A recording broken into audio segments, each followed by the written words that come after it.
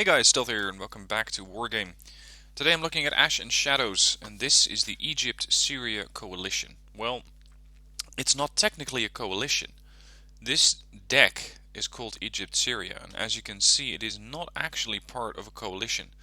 This is just two countries who apparently have joined forces in the storyline or the universe of this mod. And they're now working together and sharing all sorts of military resources. So let's have a look at what they have, and they have a lot of stuff, so strap in, this is probably going to be a long video. Command units, nothing too special here. We do have a very fast off-roading command vehicle, the NIMR CMD, so that's the command vehicle, 120 kph off-road. Normally those jeeps do about 80 to 100, so this one is a bit of an exception. Then we have an SPW-60, nothing really special. It is nice to have this thing as amphibious in case you really need that capacity, but otherwise a bit of armor. Sorry, my voice is a bit weird today. A bit of armor, KPVT machine gun, and that's about it. SPW-50PU, again amphibious but far slower, both off-roading and amphibious capability, and for 20 points less, I'd say this one is not really worth it. It's not really interesting, unless you're not moving it around a lot. Then BMP-2K. This is a slightly better command vehicle in the sense that it is faster off-road, is amphibious, has an autocannon to defend itself against enemy, well, usually infantry that gets too close. And then we have the T-72K1. Command tank, pretty heavily armored, 18 front, 8 on the sides, a little bit of top armor, but I don't believe it's going to really protect you against cluster bombs. Nothing really will. Overall, pretty good gun on it. 4 HE means that it's going to be dealing with infantry pretty quickly, but you're going to need 3 rounds in order to completely finish off a group of infantry if you hit everything. And I hope that the tank is still there to deliver all those 3 rounds. So try and have these guys in a bit of a protected position, as with most command infantry or command vehicles. I'm sorry, I'm really not sure what's going on with my voice, but I'll try to just power through the video. Next, command infantry. Various transports. We have the standard Ural truck, we have the SPW-60PB, SPW-80, Mi-8T, and an Mi-8TV. Nothing really intriguing about these helicopters or about any of the other transports. And then I believe all of the supply vehicles are known quantities, the 813, the 815 and the Mi-8. Let's head over to infantry. We start out with a fire support squad. This is the Al-Failaq. These guys, I thought they were line infantry which were missing a weapon, but they are a fire support squad. Because that RPG-7V, they carry a lot of them. Damn, it's really not working. They have 16 charges for this thing, doing 3 HE and 19 AP. Decent to very good rate of fire means that you're going to be suppressing and killing off enemy infantry squads very, very quickly. And as such, you have a good chance against enemy infantry, provided they don't have a heavy tag. But the Al-Failaq squad itself is only a 5-man group, so it goes down very quickly. As for transports, the SPW-60, the 80, the 50 PK. Then we have the YPR-765. I believe this is a former Dutch vehicle, or at least it was over in the Dutch deck. The Dutch deck, which, by the way, is no longer available. It's now been replaced by the Turkey deck. Next, the Mi-8 and the Mi-8TV. Specialty between these things, or the difference, is those rocket pods. These have 57mm, and these have, sorry, they both have 57. I thought one was going to have slightly larger caliber. They carry the Mi-8 carries 64, and the Mi-8TV carries 128, and, well, a machine gun for what it's worth. Next then, the Al-Jundi Lahab. RPG armed, but this is not your standard RPG, this is a Napalm Launcher. Again, quite effective against infantry, not so much effective against anything else but infantry, because it does not have AP, as opposed to these guys.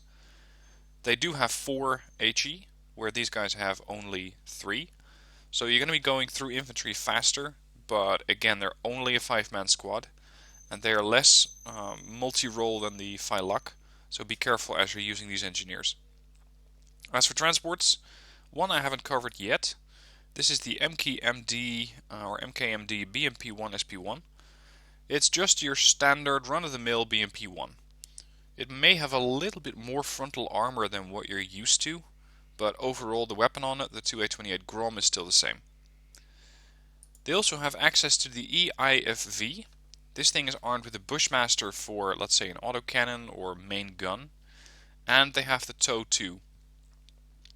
As per the usual, the warning goes, it may look like a very good ATGM, that TOW 2, but if your target has so much as even a few charges of APS, then it can very likely stop all of those charges from hitting the vehicle.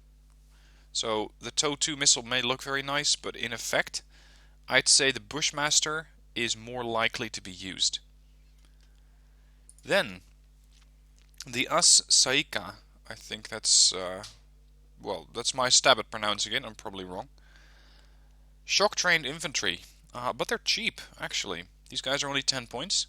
They are shock-trained, they do not have a very heavy, or they don't have a heavy tag, and this means that they will go down to enemy infantry, especially goes with the heavy tag a bit faster.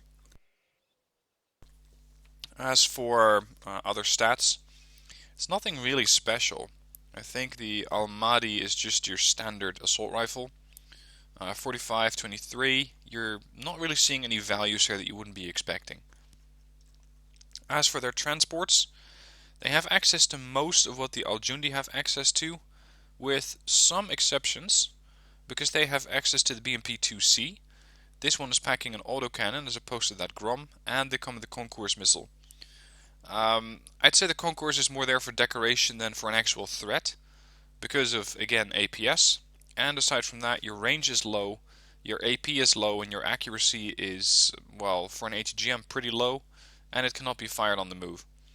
So all of those elements combined, I'd say it's not a particularly good ATGM.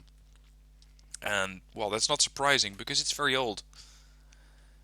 Another vehicle that they have, and again, try not to look at the unit model, because this is probably not accurate. This is the BMT-84. This is a tank, which, let's compare this actually to Israel, because I think Israel is the only other country that does something like this. Where is it? The Merkava CQB. There we go. If you compare these things side by side, you can see that the Merkava is superior, because it not only has a gun which is more accurate, but it also has a trophy APS and a Mark 19 grenade launcher. The BMT-84 has a better gun on it, which has better range, better HE, and same rate of fire. Armor is pretty much exactly the same, but it seems like the Merkava had to trade in quite a few ammo storages, because the main gun only has 9 rounds, whereas the BMT-84 has 28 rounds. So you have far more firepower for a 55-point vehicle. However, if you go down that road, it makes your infantry rather expensive. You're paying 65 units for an infantry plus a tank, which overall is a pretty good bargain, but you're going to have to micromanage both of these, in the sense that you need to split them off, drop them off, and then use the tank somewhere else. So some people don't like that level of micromanagement, and if that's not your thing, then I'd say the BMT-84 might not be for you. There, and I'll sip my coffee. Hopefully my voice can hold up now. AA troops then. These are terrible. These are the Ain al-Sakr, and they have the Strelitz 3, which is really starting to show its age. This thing has terrible range against helicopters, against planes, accuracy is dreadful. HE at 1.5 is very, very poor. And you could argue, yeah, the Strela might rely on crits, sure, but you're going to need a high accuracy in order to get a crit, and it doesn't even have that. So, no thanks. Next up in the armory, we have the Fadayin. Nothing is out of the ordinary with these guys, as they're just militia. Just a bunch of reservists. They carry the Almaty, but if you compare the stats to, for example, these guys, and I know they're shock trained versus militia, it's not really a fair comparison, but these guys at least can use the weapon. These can point in the right direction and pull the trigger and hope for the best. At least that's the way that the game has portrayed them. As for the RPG, they carry an RPG that is far, far inferior.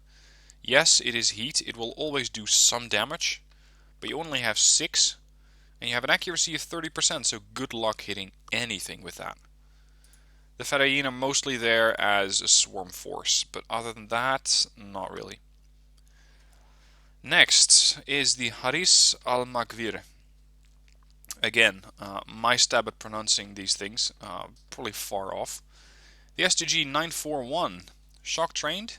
These are actually more accurate than what we just saw, the Al-Saika.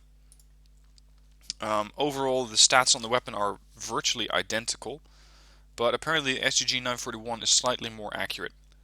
They also carry the RPG 7VR. They carry the RPG 7VR versus the standard RPG 7, and this is going to give you another 5 AP, a little bit more range, and a little bit more accuracy. Rate of fire is unchanged, so you're not going to be taking out vehicles any faster thanks to rate of fire, but you will be taking them out faster thanks to the higher AP. And as for their machine gun, or their light, their SAW, their squad automatic weapon, stats on these, despite them being a different weapon, are exactly the same. Yes, I know the rate of fire is different, but I think that thanks to the higher rate of fire and the lower caliber, these things still end up at the same suppression value. As for their transports, they have exactly the same availability and the same type of transports that you have for the Al-Saika. Next up is the Jundi Kafifa. This is your light infantry. Shock trained, and that seems to be a trend. A lot of these guys are shock trained. Again, the Almaty assault rifle, the PKM for fire support against enemy infantry, and their suppression value is slightly higher when you compare that to the LMG 944. This thing has 40 suppression, this thing has 55. That's a nice change. Their AP on the HGM, you could argue, is worse than what I just showed you on the Haris, but its range is far better. And it's fire and forget. Yes, this is fire and forget too, but you have 1100 meters range over the standard RPG.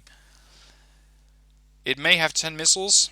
Don't expect that you're going to get 10 kills with that, because APS, and 65% accuracy means that you're quite likely to hit stuff. If it does hit something, it's definitely going to do a lot of damage, because you have 22 AP, and that means that transports are going to be heavily hurting. And as for tanks, it depends on what you're firing at and where you're hitting that particular tank. Of course, side armor is always preferred, but not guaranteed. Side armor hits will do a lot of damage if you get hit by the Shuriken DL. Now they have the same amount of transports, but they have some more aerial options that the standard infantry that I just showed you doesn't have. They have the Black Hawk for transport and the Mi-24D. And this is pretty much what you'd expect with light infantry. A couple of aerial options to quickly get them to a position, dig in with the ATGM and wait for the other forces to either relieve them or move up with them. Now keep in mind that you are paying a lot more for these guys. You're paying 24 points for these versus 14 for these. In an infantry on infantry role, I'd say they're going to be about as effective. You still don't have a heavy tag, so you're still going to be taking a lot of damage from HE weaponry. And I'd say up close, go with the Haris, because the Jundi are just too expensive to use in a role like that. I would try and send the Jundi forward fast, capture some buildings, hold on to them, wait for the standard infantry to arrive. Next up, yes, there is more shock-trained infantry. This is the Republican Guard. An RPG-26, slightly outdated in the sense of stats, especially AP, but it makes up for that with a very high rate of fire. These things have a 24 round a minute rate of fire. So your first 2, maybe 3 shots might not go through that tank or transport that you're trying to kill. It might not kill it. But they have 12, and with a 50% accuracy, let's say they are in a perfect condition where they actually get 50% accuracy, you're going to hit about 6. That means that whatever you're shooting at is most likely dead. With the exception of some of the high-priced tanks, everything else should be going down. Something else that's special about these guys is that they have the SIG 553. Now this is not a particularly special weapon, but they do have a 1.1 HE on their weapon, which means that against enemy heavy infantry they're going to be doing more damage. And that is supposedly what the Republican Guard is to be used for. Dealing with enemy heavy infantry and trying to kill those off as quickly as possible. You don't have a heavy tag, but you do have a 15-man squad, so you're going to be alive quite a bit longer than your standard 10-man squad. How much a 15-man squad stacks up against a 10-man heavy, I don't really know. I haven't tested that, so that remains to be seen. Then we have the Commandos, or yeah, their class is Commando Squad, although this thing with this mod is usually not too reliable because unit cards have been reused. These guys are pretty similar to what you'd expect from the FJB or the LSTR. They have a very powerful anti-tank weapon with 24 AP and good accuracy. And against helicopters or aircraft they have the Igla, but they don't carry a lot of rounds, they only have 4. And against infantry they have the Beretta ARX 160, 1 HE, so not particularly good against heavies, but it is very accurate. They do have a heavy tag, but I wouldn't really try and use them against other infantry, because they simply don't have that second anti-infantry weapon, and they are too expensive to be used in town-on-town fighting. It's not really what I would use them for personally. I would send these guys behind enemy lines, and they do have the Black Hawk to get them there. This is the, I believe actually never mind, they both have medium stealth. The Mi-24D, even this thing has medium stealth. That's a huge helo to hide, but apparently it can do it. Medium stealth on the Mi-24D. I'd say send them behind enemy lines through the Black Hawk, drop them off, and try to use either the Vampire against anti-air, maybe artillery if you can find it, or the Igla against aircraft as they're flying over, or just use them as a spotter team behind enemy lines. But for a spotter team, you could argue they're a bit expensive to use. Next up we have the SAHM, S-A-H-M. These guys carry 6 Stingers, and when you compare their stats to what I showed you previously, you definitely want to be using the SAHM, because the Stinger is so far superior to the Strela 3 that you shouldn't even consider the Strela. Your range is 350 meters better. Your accuracy is where it's really at. These things have 70% accuracy versus 45, and they do slightly more HE. But especially this is critical, because this high accuracy means that you're more likely to get a critical hit on whatever you're shooting at. And critical hits generally do more damage or cause massive failure on the target. Let's say it's an airplane. You are going to either shoot it down, and not with 1 or 2 missiles, you're going to have to fire a few more. You will be either shooting it down or sending it home to the hangar where it's going to take a lot of time to repair. Then we have some HGM troops. I'm going to compare these side by side. We have the Cornet and the Concourse. The Cornet is the newer variant.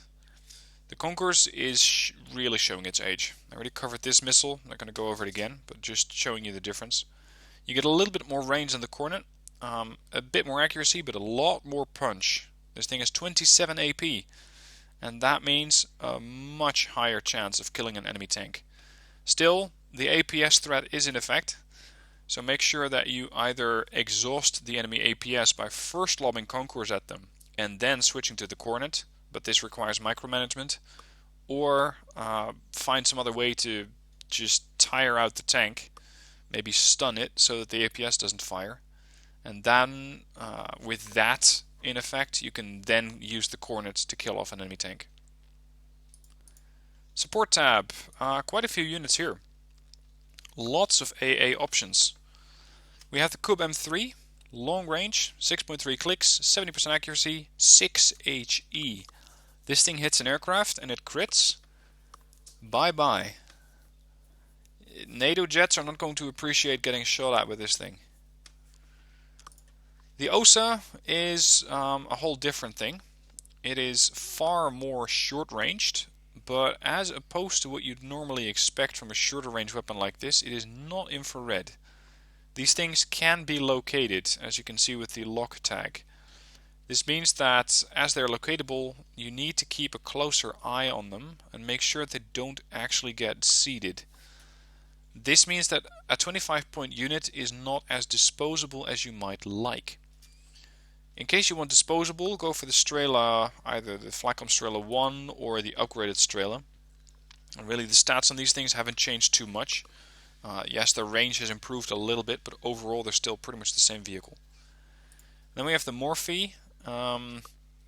Stats wise they remind me a little bit of what you can see on a Crotal, but better. Accuracy on these things is very, very good. 80%. HE at 4, well, you might argue it doesn't instantly kill an aircraft. No, it might not, but the accuracy might crit it. It is locatable. Again, micromanage this thing, turn it off, add it to a group of NTR, and I don't mean park them in 4 stacks, but I usually have all of my NTR that I need to turn on or off under a hotkey. So I'd, in this situation, potentially have a couple of OSA Morphys, maybe 1 or 2 Cub-M3s, maybe a Flacom Tor. All of these things under a hotkey. Press, in my case, usually 5. I'm not sure when I started that, but I usually have them under the 5 hotkey. And then I press H to turn off the weapons. When you see an enemy aircraft, you press 5, you press H, the weapons engage, and suddenly the enemy is going to be taking missiles from all over the place. Next up, the Flacom Tor hasn't been changed much with the exception of anti-airplane range. You're looking at almost 5 clicks, and I believe that the Flacom Tor used to carry 16 missiles, but I might be mistaken there. They have 8 at the moment. Overall, the weapon platform itself is very capable, pretty good off-roader, which means that even if you fire a couple of missiles or you get located and subsequently not fired at, you can relocate relatively quickly, not as fast as, for example, an OSA or a Strela, because these are wheeled vehicles. But the Flacom Tor with a 65 kph off-road speed can still get away pretty quickly. Then, this is an interesting one. It's the Strelitz. It has 12 Strelitz missiles on board. Range against airplanes is not great. Range against helicopters is quite good. Not all of the enemy helicopters will be able to target you before you can shoot it down. Accuracy is quite good. Reload time, I'm not exactly sure how I should be interpreting this reload time in particular. I'd say firing one missile and then waiting 12 seconds to fire another one is quite long. I'm not sure if that is what's going on. I don't hope so. I think that it carries these 4 missile tubes and it takes 12 seconds to reload one tube. So you can fire 4 of them, you reload for 12 seconds and you fire another 4. Of course, it's not going to be firing all 4 instantly. It's going to be firing 1, waiting a few seconds, 2, etc. Next up, more anti-air. This is your ZSU-23-4. Nothing really much has changed about this weapon. Range against helicopters and airplanes is pretty good for a non-radar guided gun. Your accuracy is alright, and overall it can also be used in a very effective way against enemy infantry. This thing is the upgraded brother of it. This is 23/4M. You can see that the range is further improved. It is still not locatable. You're paying 15 points more for that. And this puts it in the price tag where I'd say it's not quite a throwaway unit as the 23/4W1, so the left card. These things you can sort of sprinkle around the battlefield and get an overall coverage. With these, you're going to have to think a little harder because you're not going to be able to afford as many if you pick this one. And then we have the Pantasir 1. Pretty damn good AA weapon. Very good range against helicopters and airplanes. Very accurate at that as well. And in case you need a little bit more range, well, it's got you covered. It also has the 57E6 missile. Pretty good range, although of course a couple of aircraft are not even going to get that close because they have that 5+ kilometer range glide bomb. Accuracy is good. HE does a lot of damage. This thing is not locatable. You're paying for that in price tag. You're paying 115 points for one of these. And I wouldn't be surprised if you can only get 3 in a deck. Now that's it for AA. You have a lot of options here. So if you are looking at, for example, an enemy air deck, then this deck definitely has you covered for various options to deal with that. Then we have some artillery. The 2S1, really nothing special. Dispersion is terrible, ground range is pretty bad, rate of fire is not that good. I wouldn't use these, I would just look it over and say no thanks. The M110, dispersion wise, is worse. Where would you like your order shells? Somewhere in 9.8 kilometer range of the target would be wonderful. Yeah, not my type of artillery. I prefer my artillery to be either very accurate or to throw up a lot of rounds, and this thing does neither. This thing is something that I would use. This is the 2S19. Dispersion is actually starting to get to a point where I find it acceptable. I prefer my howitzers to have 3600 meters dispersion. 2730 is what you're offered on some of the high-end howitzers from other decks, but this thing has 4550. Makes up for that with a pretty good rate of fire, 5 rounds a minute. Range is very good. Keep in mind, locatable. The M110 also has that problem. This one doesn't. This thing you can use, and well, even if it does get hit, I wouldn't particularly care because I'm probably not going to be noticing too much of its effectiveness on the battlefield anyway. Then, more artillery. This is the Taka. This is, the Taka. Long range tactical missile system.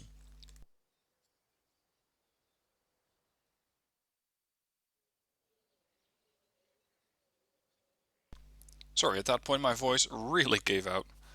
The Taka. Long range tactical SRBM. Pretty much the Lance. And you can see that it has 0 rounds a minute rate of fire. This means that you're going to be reloading for a long time. But once you send that missile and it hits anywhere near the target will notice. This thing is 25 HE. Also locatable, as I believe all of these things are. So please turn them off, or Sea aircraft will find them. The Buratino, please don't call it the Burantino. I'm okay with you calling it the burrito, but it says Buratino, not Burantino. Pretty slow or pretty short range, as per expected. Lobs napalm at a target. There's not too much more to be said. One important change, I'd say, is that this thing most of the time outranges Blue 4 HGMs. Especially those mounted on helicopters. The best helicopter HGM in vanilla, I believe, is 2800, maybe a little bit more, not counting the Chinese. But let's say you're going red versus blue. Nowadays, you can be targeted by an HGM from a helicopter. And your vehicle has 11 frontal armor, 20 points of strength, so yes, it might survive. But you're going to have to be a little bit careful when you're using this very effective but pretty expensive artillery platform. RM70, HE MLRS. Nothing really too interesting about that, and this is the cluster variant. Top attacking, so it damages the top armor of the tank. 6 AP might not look like much, but every bomblet that comes out of those rockets does damage. And that means that it will make up for it. Armor. Quite a few options here. I suppose that makes sense because it's basically two nations combined. The cheaper tanks I'm not going to take too long to cover. You're looking at a standard T-55A. This thing is 15 points, which means that it is cheaper than some, if not most, infantry. Especially if you compare that, you have to get an infantry and a transport. This thing is very cheap, throwaway unit. The 55A M2PB, Bastion missile on it, armor is still quite lacking. You can use these if you want to get rid of the enemy APS. Just field a couple of these, wait for their Bastion missiles to hit the tank, and wait for the enemy APS to deflect that missile or to shoot it down. And then you start hitting with the heavy AGGMs. That's how you could use this tank. Ramesses II, 50 point tank. For 50 points you're getting a pretty good tank. It is only a 105mm weapon, so you're looking at a slightly lower HE and AP value, but it is definitely accurate. Also comes with smoke dischargers, and those can help in either secure the survivability of this tank or tanks that it's going in a group with. So let's say that, I don't know, your Alabramsky has already used its own smoke discharger. The Ramesses II can then use its smoke discharger to secure the health of the Abramsky. T-72 Adra, very basic T-72. Really nothing too interesting. T-72 S1, slightly upgraded version of the M1. For 5 points more you're getting smoke, you're getting 3 points more frontal armor, 2 points more AP, and a little bit more speed. I'd say for 5 points, go for the S1 because it is far better than the Adra for the 5 points that you're getting. T-72S, you're getting slight upgrades over that weapon because you're now looking at 21 AP and 22 AP on the AGGM, but again, the AGGMs will tend to get shot down by the APS, so 22 AP, it looks good. Does it actually hit? Maybe. Especially if you're able to thin out the enemy AGGM or APS with the T-55s. This thing might really make a dent in the enemy tank. Keep in mind that if you want to be using that thing, I'd stay at range. Otherwise, there's a very good chance that you're not going to survive. The M1A1, and by extension the Alabramsky, these are Abrams, as much as can be expected. You're getting two variants of them, a 90 point and a 120 point. The 120 point gets you quite a lot of value over the 90.1. The gun is better, it has 24, you're looking at 4 HE versus the 3 HE that you normally have. And interestingly, on the Alabramsky they have replaced the standard M256 with a 2A46M. So they went with a Russian gun. You can see that's 125mm versus 120. You're also getting 5 points more frontal armor, and this is key. Because this means that you can go toe-to-toe with quite a few enemy tanks. Let's say you're looking at France, for example.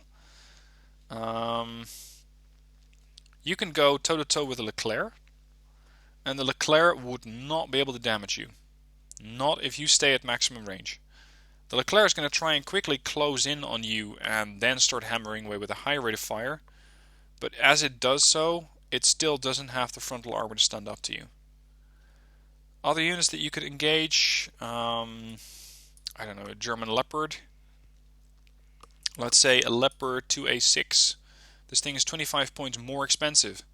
But for 25 points, you're not going to be sitting there laughing. You will take some damage eventually.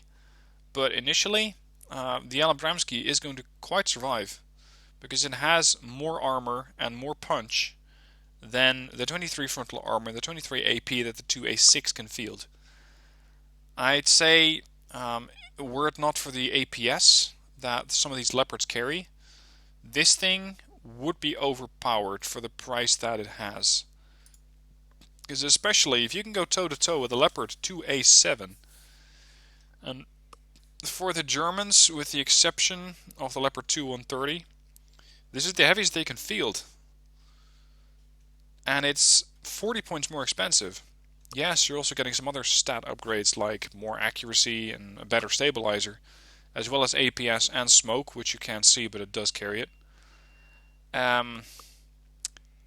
I'd say that the Alabramski is a pretty good deal, especially considering you're only paying 40 points more for the 2A7 than you are for the Alabramski. So it's going to be interesting to see if this thing gets changed along the way. T-62 Mark II, smoke dischargers, a decent gun, but it's a 40-point vehicle. I'm not expecting any miracles of it. And as has always plagued the T-62, the rate of fire. Most tanks have a rate of fire along the lines of 8 or 9. This thing even has 10. This thing has 6 rounds a minute rate of fire. You are going to notice that, because you'll lose gunfights. The RL-120 is a slightly upgraded version of the T-62, or at least that's what I'm led to believe. It has a 120mm rifled gun. You're doing more AP damage. You're also getting more accuracy and a slightly better stabilizer. A little bit more armor and overall better optics. Medium optics versus poor. Aside from that, nothing too special, but for 50 points, let's see, would I pick the RL-120 or the Ramesses? This is more geared towards anti-UE, I'd say IFVs, because it has a higher rate of fire and less punch. This thing has 3 rounds a minute less rate of fire, but it punches harder. So let's say you fire those 10 rounds and you hit absolutely everything. You're going to be doing about 170 points of damage against armor if you are able to penetrate it. Let's say that you are. This thing doesn't even get close to that. You're going to look at about 140-ish damage. I'd say pick the Ramesses 2. And then we have the T90 line here. Well, the T90 with a twist, because those have a T72B3 in here. The T90 Syria is pretty heavily armored, pretty good gun on it. It does have a smoke discharger. And if I compare it to the Alabramski, I'd say go for the Alabramski, because it is pretty much in all respects better. It has medium optics versus poor optics. Off-road speed is slightly worse. Autonomy is same. Armor is better. And these 2 points, they do make a difference in this price segment. Rate of fire is the same. AP is better. It does both. Yeah, both of them carry smoke dischargers. Go for the Alabramski. T-72B3. I believe that this is one of the first tanks that I've seen. Yeah, this is one of the first that have APS. This thing carries the Arena APS. And this seems to be the problem with the tanks for Egypt and Syria. They don't have APS, and that makes them particularly vulnerable against enemy AGGMs. So be very careful as you're using these things. You're going to have to go with a meat shield. Anyway, T-72B3. Again, I'm going to compare it to the Alabramski because that thing is so damn good. 24 frontal armor, 21, 23, 24. You're paying 5 points more for a vehicle which overall is slightly less survivable. It really depends on what type of targets you're going up to. The Alabramski in a tank versus tank fight is going to win most times. If you'd put the Alabramski versus the T-72B3, I'd say the Alabramski will win, because it has more AP and more frontal armor. Rate of fire is slightly advantaged for the T-72B3. It's 10 rounds a minute versus 9, so you're going to have a little bit of it there. But overall, I'd say the Abramski is still better.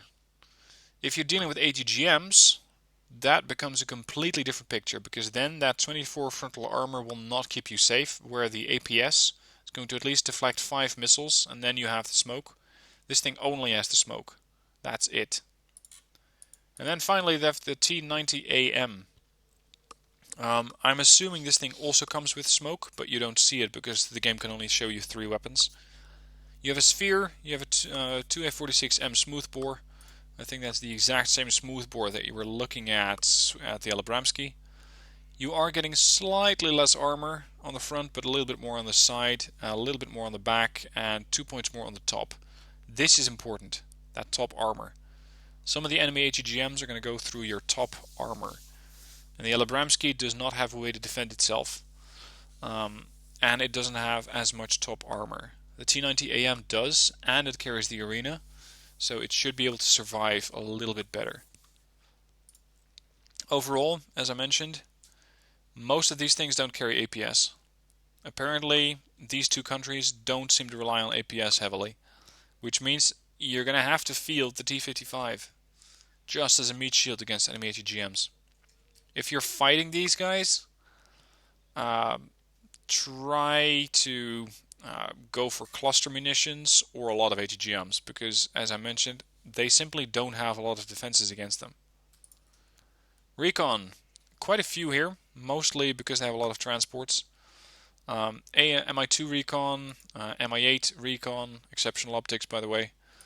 The K-52 Anhur, a couple of very potent anti-tank weapons, and this is a bit unusual to have a attack helicopter which also can do its own scouting and has good stealth. Those things combined make this a very dangerous anti-tank / anti-ground helicopter. I wouldn't use it against transports. You can use it against tanks mostly because you're getting 26 AP on those missiles. And since most NATO IFVs now have APS, you're going to be wasting a lot of those missiles, and they are probably quite expensive to replace. It also carries a Seeker missile, also known as a seed missile. This thing locates and engages radar targets. So it is going to not just engage your AA, but also your artillery if you haven't turned it off, and it's within 5 kilometer range. Aufklärungspanzer, I think. BRM-1, exceptional optics, just a BMP-1 with a better gun, or better optics. Then we have the Kashaf, Recon Infantry. As opposed to what you expect from most reconnaissance infantry, these are standard militia trained troops, which means that they have good stealth versus very good, and they are only moving at about 15 kilometers per hour. That's very slow for recon infantry. The other option that you have for reconnaissance infantry is the Mukabarat. These guys are definitely faster. They're elite trained, exceptional stealth. You're looking at a sniper team here. They are slightly different when you compare them to other sniper teams in the sense that these guys carry an anti-infantry sniper. Some other infantry teams or some other recon teams carry a sniper rifle which also does a lot of AP damage. These guys don't. If you're dealing with enemy armor, they have 2 chances, that's all, to deal with it. And if it's a tank or transport, that most of the time will not be enough. So you're screwed. Then the NIMR recon vehicle, really nothing special here. I'd say it's just an alternative version of the NIMR command. Of course, it's not a command vehicle, but it's a recon vehicle, and it's very nice, very cheap. Does not come with any weapons. That's a key feature. It does not come with any weapons. 6P or 60 pp ABS recon vehicle, very good optics, quite fast. Not as fast as this one. But this one doesn't have any armor, and this one at least does have a little. NIMR KPVT, another NIMR now with a KPVT machine gun. SPW-64PA, standard, very, very standard recon vehicle. For 10 points, I wouldn't really use it. I'd say go for the NIMR, it's just so much faster. The 40P2, bit more speed. You're looking at 100 kph, still good optics. This thing still has very good optics. So for the same price, you're getting a machine gun, you're getting a bit of armor, and it's a KPVT, so you're also going to be doing a bit of damage against armor. Another 40p or 40A PT-76, just steer clear from this thing. Covered it before. It's terrible. Off-road speed at 45. The gun is dreadful. Accuracy is atrocious. AP is bad. HE is bad. Rate of fire is, well, it's not as bad as the T-62, but really. Recon tank, T-55, and they have the Task Force 999. These guys come with a heavy tag. That's nice. They're a 15-man recon squad. Okay. That's interesting. Aside from that, they have that SIG 553 that I covered before. 1.1 HE. They're going to be doing more damage to them. So against heavy infantry as well as standard infantry, these guys are going to be dying faster to that SIG 553. RPGs are not stellar, but they work. And the PKM against enemy infantry is going to be okay at suppressing them, but accuracy is a bit lacking. I'd say try to blend these guys in with your other infantry units. Try to always have a slot for these guys in your deck, and potentially even two. Because this 15-man squad, shock trained, very good, very heavy, and a 1.1 HE makes for a nasty anti-infantry punch. Vehicles, they have the BMP-2 Terminator. An autocannon at that, quite accurate. Even on the move, it is workable. You're looking at 35% with 4 AP and 1 HE. Very good rate of fire, 225. Also, that cornet, heavy AP. You're you're also getting an HMG, a Browning, and overall it comes with a lot of armor. 18 front, 9 side, medium optics, medium size, poor stealth as would be expected, but very mobile. Nice vehicle. Cornet, as well as the Red Arrow. Red Arrow is slightly different. Sorry, and I'm comparing the Red Arrow to the Red Arrow. Compared to the Cornet, Cornet is slightly longer range. Accuracy is the same, AP is slightly lower. They're both guided, no fire and forgets here. And overall, I think they're the same vehicle, just with a slightly different weapon on it. If you want to go for a higher punch, go for the Cornet. SFL 57-2, pretty much unchanged. Accuracy is still very low. HE is alright at 2, especially with a high rate of fire. If this thing fires for 1 minute, it runs out of ammo. That's how few of these rounds they carry. You also have a slightly smaller one, 14.5mm. You have the Tuncha. This is the mortar that you'd normally expect in the support tab. And I think that everything else here, with the exception of the Napalm tank, is a transport. Napalm tank, still 10 frontal armor. This is pretty much your closer anti-infantry weapon, as opposed to your longer range Bertino. Helos. Apparently they decided not just to go with Russian stuff, but also with the Apache. This thing is the Hellfire Romeo. 16 missiles for 120 points. If the enemy does not have APS, they are gonna be hurting. 27 AP. At 50% accuracy when stabilized, and even 70 when you're sitting still. This is a lot of punch. Medium stealth on it, medium optics, so yes, it can sort of spot for itself, but I would recommend to use something else for that. And it is a guided weapon, semi-active, that Hellfire. So you're going to have to keep an eye on your target. M24P AAM, a couple of anti-air missiles or air-to-air, as well as some Kokons. Kokons are the Kokon M2, so an upgraded variant. Range is better than your standard Kokon. Accuracy is still rather low for an ATGM of this type, because you're looking at 23 AP. And overall, I'd say the M24 is a nice weapon, because it has that GSH 30K. And if you compare that side by side to the M230, yes, the M230 does win out. But the Apache generally is not as survivable. Although it does have 8 strength versus 10, the same amount of armor, and 20% ECM. This thing doesn't have that. MI8s, I think these are the transports that I covered earlier. Air tab. Quite a few options. Starting out with an F-16 Block 40, a couple of anti-tank missiles, a couple of Mavericks there, 4 and let's say 4.5 click range, as well as a couple of fire and forget long range MRAMs. The platform itself, 1000 kilometers speed, 30% ECM, turn radius is pretty good. I'm not really sure when that would come in handy, because it's not going to be particularly close to the enemy. At least I try not to get it too close. The peace vector, this is an interesting one. This is one that you use mostly against infantry because it drops 500 kilogram bombs and napalm. ECM is slightly better when you compare it to that Block 40. So this thing sort of balances out the punch of the Maverick with a slightly higher price tag, but you're getting less ECM. Range in these bombs is 3.5 clicks. That means that most of the time you will be inside enemy AA range. A couple of fighters then. MiG-23ML.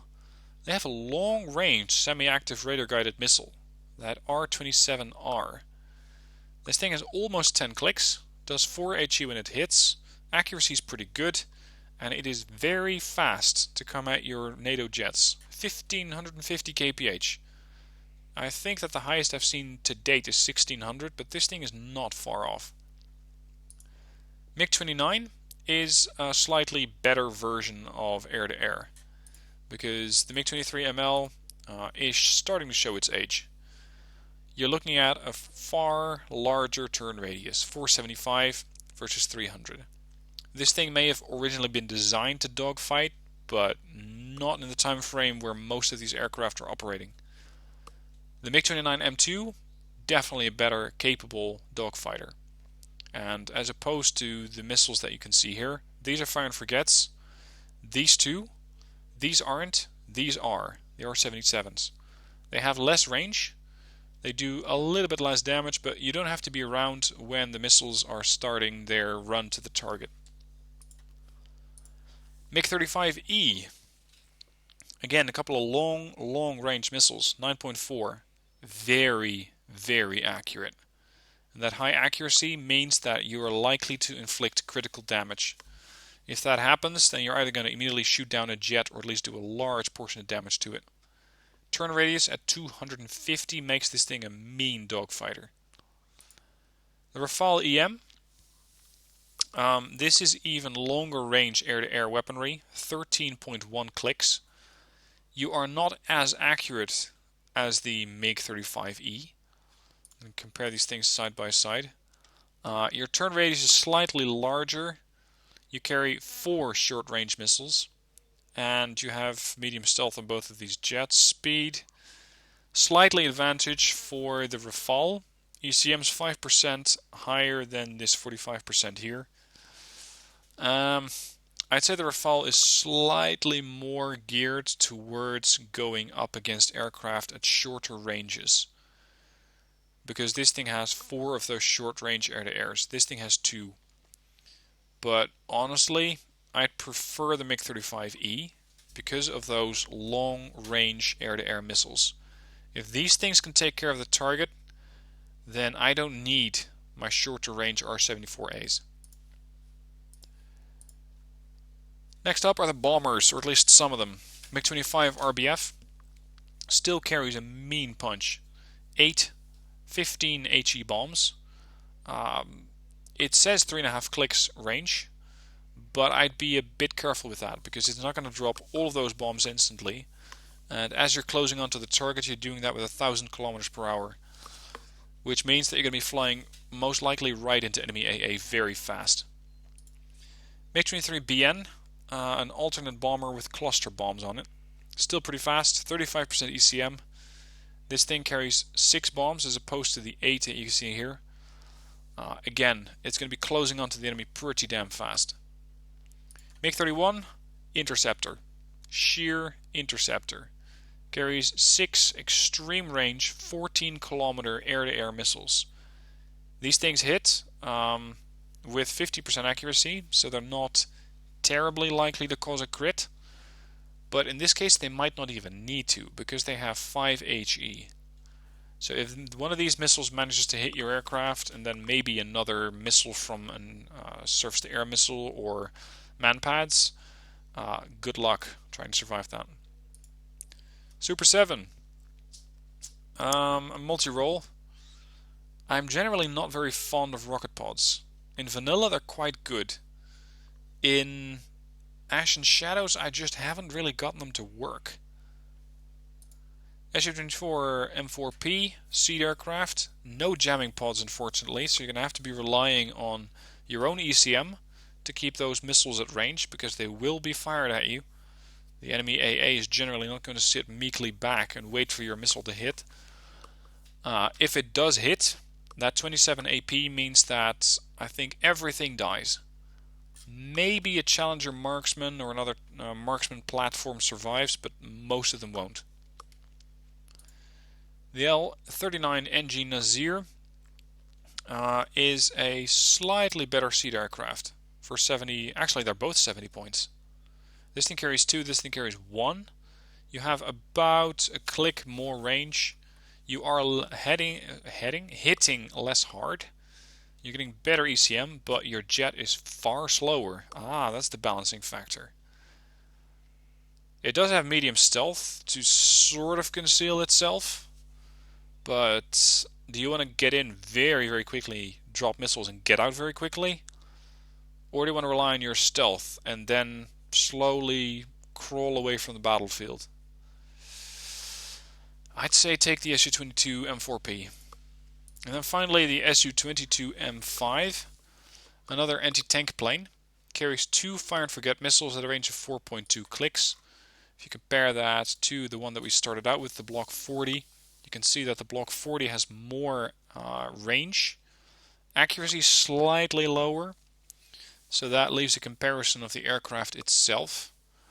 The Block 40 can also deal with a couple of aircraft at long range. The 22 M5 cannot. It carries short range air-to-air missiles, dealing far less damage, and the jet is slower but has slightly more ECM. For an anti-tank plane, I'd say pick the F-16 Block 40 because it's going to be a little bit more versatile. If you're worried about the Block 40 getting shot down, go with the 22 M5. And that concludes it. That is all that Egypt/Syria has to offer. Let me know what your thoughts are on this deck so far.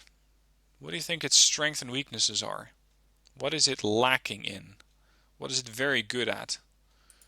I think the Alabramski might be too good in this deck because it sort of overshadows or outplays even the T90.